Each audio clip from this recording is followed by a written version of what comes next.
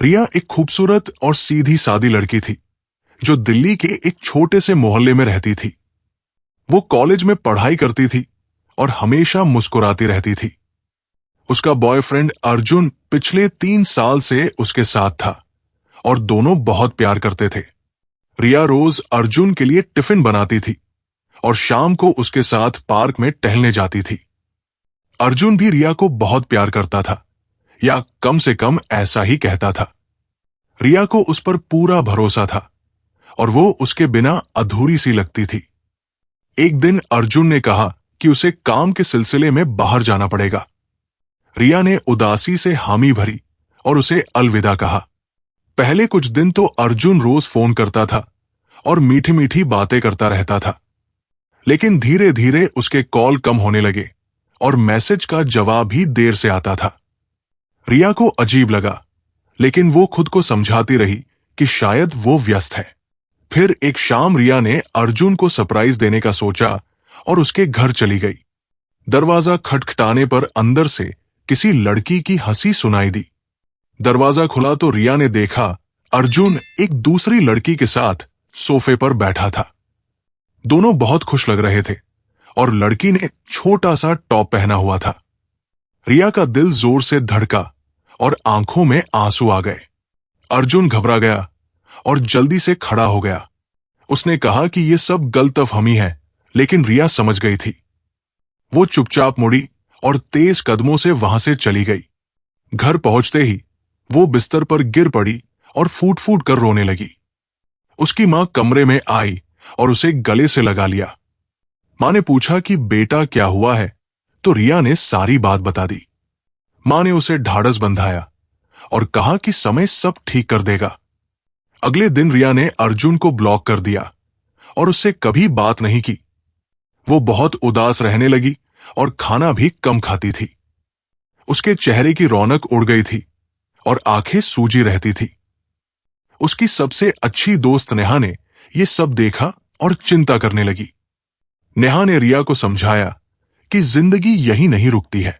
उसने कहा कि खुद को संभालो और नई शुरुआत करो। रिया ने धीरे धीरे कॉलेज जाना शुरू किया और पढ़ाई पर ध्यान देने लगी। कॉलेज में उसकी मुलाकात विक्रम से हुई, जो एक शांत और समझदार लड़का था।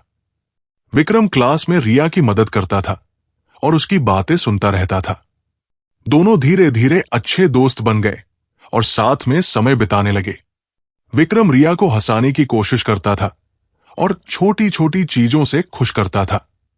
एक दिन विक्रम ने रिया से कहा कि वो उससे बहुत प्यार करता है।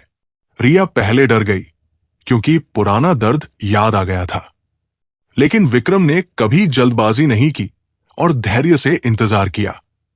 रिया ने देखा कि विक्रम सच में उसकी परवाह करता है और उसका दिल साफ है।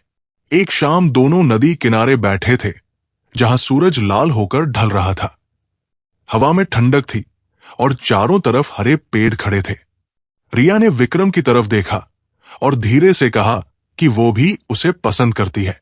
विक्रम की आंखें चमक उठीं और उसने रिया का हाथ थाम लिया। दोनों ने एक दूसरे को गले लगाया और दिल की बातें की। रिया को लगा कि उसकी जिंदगी में फिर से रंग भर गए हैं। अब रिया रोज मुस्कुराती थी और नेहा भी बहुत खुश रहती थी। विक्रम रिया के साथ घूमने जाता था और छोटी छोटी खुशियां मनाता था। एक दिन रिया ने नीले रंग का छोटा पटियाला सूट पहना जो घुटनों तक था। उसकी कमीज हल्की फिटिंग वाली थी और दुपट्टा कंधे पर लहरा रहा था। विक्रम ने उसे देखकर तारीफ की और कहा कि वो बहुत खूबसूरत लग रही है। रिया शर्मा गई, लेकिन खुश भी हुई। दोनों ने बाजार में घूमना शुरू किया, जहां रंग बिरंगी दुकानें थी। रिया ने विक्रम के साथ आइसक्रीम खाई और हंसी मजाक किया। शाम को वे पार्क में बैठे और सितारों को देखते रहे। विक्रम ने रिया के कंधे पर हाथ रखा और कहा कि वो हमेशा उसके साथ रहेगा। रिया ने मुस्कुराकर हामी भरी और उसका सिर अपने कंधे पर रख दिया। अब रिया समझ चुकी थी कि एक धोखा पूरी जिंदगी नहीं बर्बाद करता। जिंदगी में नए लोग आते हैं और नया प्यार मिलता है। उसकी आंखों में नई चमक थी और दिल में उम्मीद भरी हुई थी।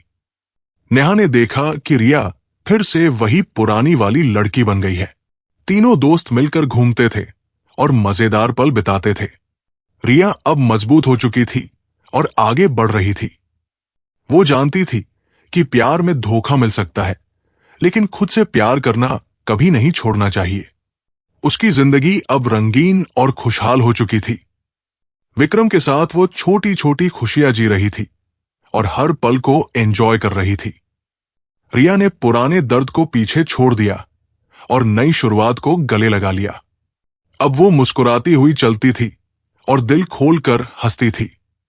जिंदगी ने उसे एक नया मौका दिया था और उसने उसे संभाल लिया था।